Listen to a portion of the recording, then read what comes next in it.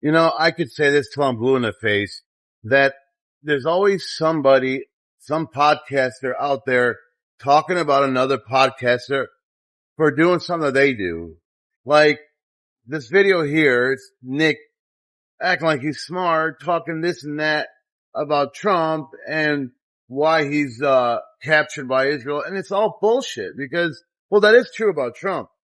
But I'm talking about Nick. Like, if you go back and check his videos in the past, all he kept talking about was going after Venezuela. Let's go, we'll kill them. Let's go take their oil. And pretending that it was going to benefit the citizens. We know damn well, 100% sure, damn well, that when they take over all that oil, we're not going to see a penny of it. It's like Jackson Hinkle said. He said, Nick is like a child trying to be an adult in this, like, conversation.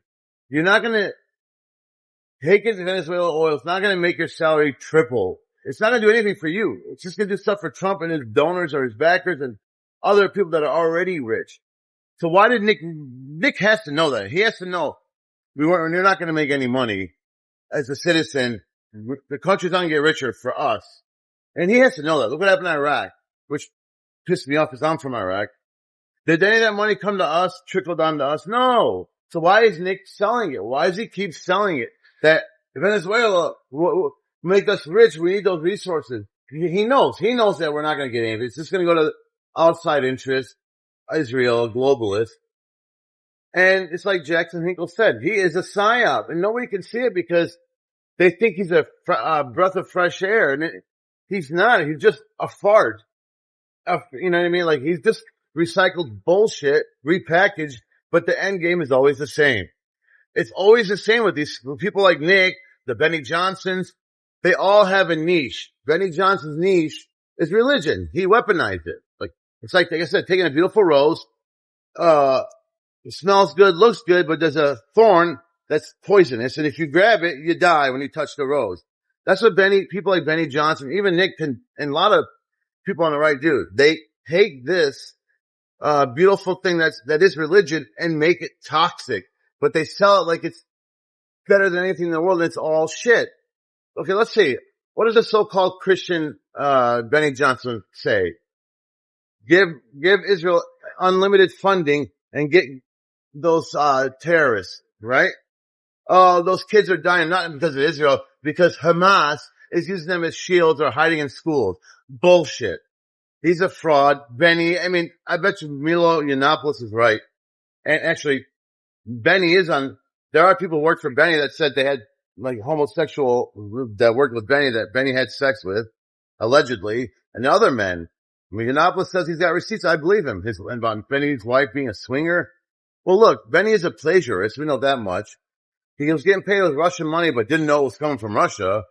People, listen, this is all about money. Same with Nick. Oh, he's a Catholic, right? My ass. He was getting off on taking over, Venezuela, actual Catholic country, and saying we should kill them if they don't give us their oil. These are not Christians, guys. I don't pretend to be a holier than thou Christian, but I know this. They're weaponizing it. Anyone who does that, they're cowards. So whenever, like certain circumstances or interests, whenever the story changes, but your words are still the same, that means you're a psyop. If Trump was all about not having wars the first term, and you had certain things to say about that, and now the second term, Trump's all about war, and you're still saying the same things you said the first term, that means you're a psyop. Even if it's not from the government, the feds, it could just be for yourself, to make yourself richer, make money. Why do you think it? Why would anyone defend Israel killing kids? I don't give a shit. Oh, a shield. Come on, this ain't no fucking gladiator times where they had swords and shields. That's how they fight war. Enough of this bullshit. And it's not a coincidence that Bibi's always next to Trump whenever he makes his decisions. Look, guys, stop using this. Their weakness is religion. Not because they believe in something. It's because they keep falling for something. That's the problem. I mean, guys, you want religion, go to church. You don't go to Benny Johnson and Nick Fuentes. Stop feeding into it. If you're truly holy and all that stuff, you don't need people like that to make you believe. Cause they're not there for you. You don't understand the people. Look what is going on. Matt Walsh, I like him. He's okay, but like, and Michael Knowles, they stand by Israel. Matt says he's more neutral, maybe, but he's not talking out against it. Again, what good is religion if you guys are just going to keep abandoning it? I mean, what the hell's the point? So you're basically saying Donald Trump is God before actual God for Benny and stuff like that. And Nick is a hypocrite. Guys, don't you see what he's doing? He's like a child. He says things that are controversial because that's the cool thing. Well, guys, it's not cool anymore. Think about what you're saying. I mean, people are doing. They do it for the money. That's it. Like, do something charitable. Don't record it. How about that? Say something nice and make sure it's not in front of a camera. Try these things first, because that's what a true Christian would be like. You shouldn't need to get, oh, I did charity, I'm gonna make a video out of it. That's not charity, that's you branding yourself. So I'm just tired of this whole bullshit. All the people on the right, cowards. At least, out of all the people on the right, I respect Ben Shapiro more than most of them, because that's his country. Israel is his country. So at least I can understand why he wants Israel to be on top. But what about Benny? What about Nick Fuentes? What about Michael Knowles? What about Erica Kirk? All these so-called Christians. I don't know. I mean, the only one who started to see it was Charlie, and guess what? He's no longer around to preach it. His new findings. Anyways, guys, I'm just saying this is getting stupid. Just listen to a clip of this, and you tell me, okay, what? Is this going to convince you that Nick's a good guy? Come on, guys. Enough of this. Ways and only exacerbated inflation, the cost of goods and services, while the government sends it down the drain in corporate welfare schemes and war-making operations. But at the same time, I preferred that to the neocons. But it was just rhetoric, as we see, because those wars of choice, the regime change operations like we're having in Venezuela, like Trump and Netanyahu recently promised would be exacerbated and renewed in Iran, just continue no matter what. Yeah. And so, Shapiro, it's sort of ironic, like me and Shapiro, in like a weird horseshoe kind of way, we both saw what Trumpism really was. Right. No one else saw it. No one else, right. And people were arguing back then, like, is Trump a Nazi? No, he's not. He hires black people. He's pro-Israel. But like me and Shapiro both heard the signal through the noise. We understood kind of the significance of what was implied, which is he's planting a seed here where if you're not kind of brainwashing the boomers by telling them who's a true conservative and who's not conservative, if you cut to the chase and say, we say Merry Christmas here, this is America, we're building walls to keep people out, and we're nationalist. And Trump, in particular, is always talking about the American story. Pioneers, the explorers, the settlers, the industrialists. He's quoting Napoleon. Yes. Pretty cool. Quoted Mussolini. Yeah, oh, did he? Remember that? I missed that one, no. He said in the campaign, he tweeted, better to live one day as a lion than 100 as a sheep. And some journalist said, do you really want to be associated with Mussolini? And he goes, I want to be associated with interesting quotes. I actually didn't know about this. Actually, it's not exactly a flex, but sometimes Trump has been able to outmaneuver himself from being caught quoting Mussolini. As far as other things, that's about his least egregious offense, by the way, compared to covering up a sex trafficking ring and bombing countries endlessly on behalf of Israel and bankrolling a genocide, as far as I'm saying it. But at the same time, I wasn't aware of this. Now, I do think it's a little bit high and mighty, though, for Nick Fuentes to say, only me and Shapiro understood what was underlying this context of America first. Not at all. I think that is what captivated so many Americans back in 2016. The idea that you would pay attention inward instead of outward empire building schemes and corporate welfare schemes and all these schemes to focus on foreign issues rather than domestic issues. That's what won Trump a lot of support. It was standing in South Carolina, staring down Jeb Bush, the perennial frontrunner at that time, if you can believe it, and saying this was a big fat lie. The war in Iraq was a mistake. That's what captivated people. America first is an attractive message, but it's just rhetorical if not put into practice. Nick isn't the only one that saw that. A lot of people saw that, even if some were captivated by, the propaganda about, the race war, sex war, whatever operations were going on at the time. And those were. So good. Yeah. But where's that guy? Right. I miss him. Yeah. And, but what Shapiro feared is that he was a populist. Like he was really rallying the peasants in an anti-elite message, saying like the problem is the elites, the rich, the government.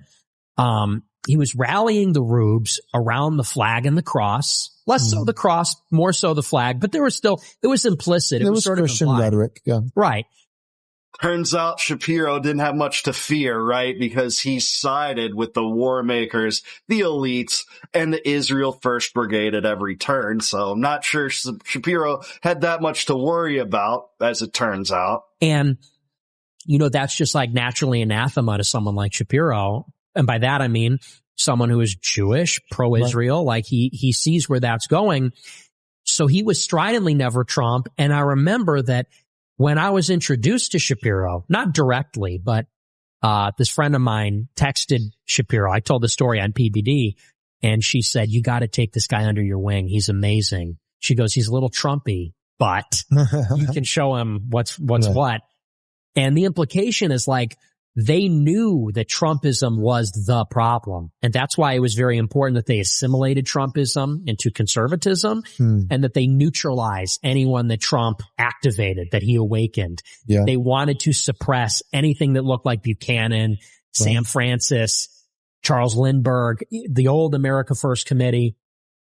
That's exactly what they did. I think Nick's exactly right here. They have subverted and co-opted and assimilated what Trumpism sort of represented in terms of the vernacular, in terms of the campaign pitch, into neocon conservatism Inc. They've done that very successfully.